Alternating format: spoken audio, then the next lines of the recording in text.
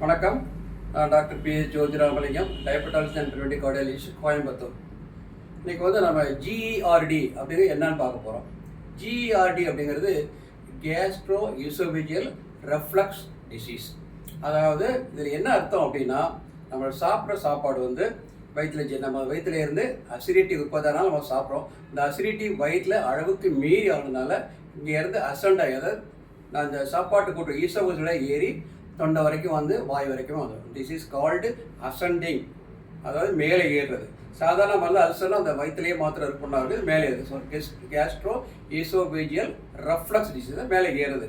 இதனால தான் சார் இது வருது அப்படின்னா, ரொம்ப டென்ஷன் பார்ட்டிஸ், அப்புறம் ஆல்கஹால் ட்ரிங்க் பண்ணுறவங்க, ஸ்மோக்கர்ஸ், ஹைப்பர் டென்ஷன், அளவுக்கு அதிகமாக காரம் சேர்க்குறவங்க, மசாலா அதிகமாக எடுத்துக்கிறவங்க, அப்புறம் நேரம் தப்பி சாப்பிடுறது. இது ஆல்மோஸ்ட் எல்லாரும் டென்ஷன் சொல்லிட்டு காலையில் 8 மணிக்கு சாப்பிடுறது, 10:30 மணிக்கு சாப்பிட்றது, மதிய சாப்பாடு 4 மணிக்கு சாப்பிட்றது, நைட் சாப்பிட 11 மணிக்கு சாப்பிட்றாங்க.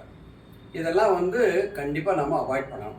இதை எப்படிலாம் நாம் வந்து அவாய்ட் பண்ணலாம் அப்படின்னா, ஸ்ட்ரெஸ் ஃப்ரீ லைஃப் எடுத்துக்கணும், அமைதியான வாழ்க்கை வாழணும், மியூசிக் நிறைய கேட்கணும், நம்ம வந்து எல்லாத்தையும் சிரித்து பேசணும், கோவப்படக்கூடாது.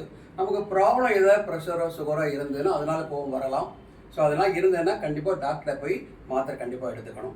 உணவு வகைகளை என்னெல்லாம் எடுத்துக்கலாம் அப்படின்னா, காரமான உணவுகளை முடிஞ்ச வரைக்கும் தவிர்க்கணும், ஜங்க் ஃபுட்டை தவிர்க்கணும், ஆல்கஹால், ஸ்மோக்கிங் இதெல்லாம் குவிட் பண்ணணும், வேலைக்கு கண்டிப்பாக சாப்பிடணும், எப்போவுமே இதமான சூழ்நிலையில் வசிக்கணும், கண்டிப்பாக தூக்கம் வந்து 6லேருந்து 8 மணி நேரம் தூங்கணும், லேட் நைட்டில் முழிச்சிட்டு இருந்து பார்த்து செல்ஃபோன் பார்க்குறது, கேட்கெட்ஸ் பார்க்குறது, டிவி பார்க்குறதெல்லாம் அவாய்ட் பண்ணணும், காலையில் எக்ஸசைஸ் பண்ணணும், லைஃப் ஸ்டைல் மாடிஃபிகேஷனாக கண்டிப்பாக தேவை.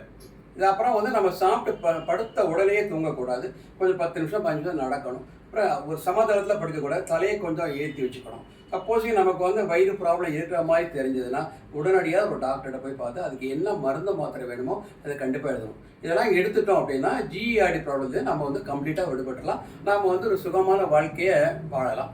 இந்த வயிறு வந்து எல்லோரும் குப்பைன்னு சொல்கிறாங்க, அது நல்ல இடம், நல்ல உணவு, எல்லாம் ஜீரணித்து நமக்கு சத்தெல்லாம் கொடுக்குது. நல்லா இந்த வயிற்றுக்கு வந்து நம்ம மதிப்பு கொடுப்போம், சந்தோஷமாக வாழ்வோம். தேங்க்யூ.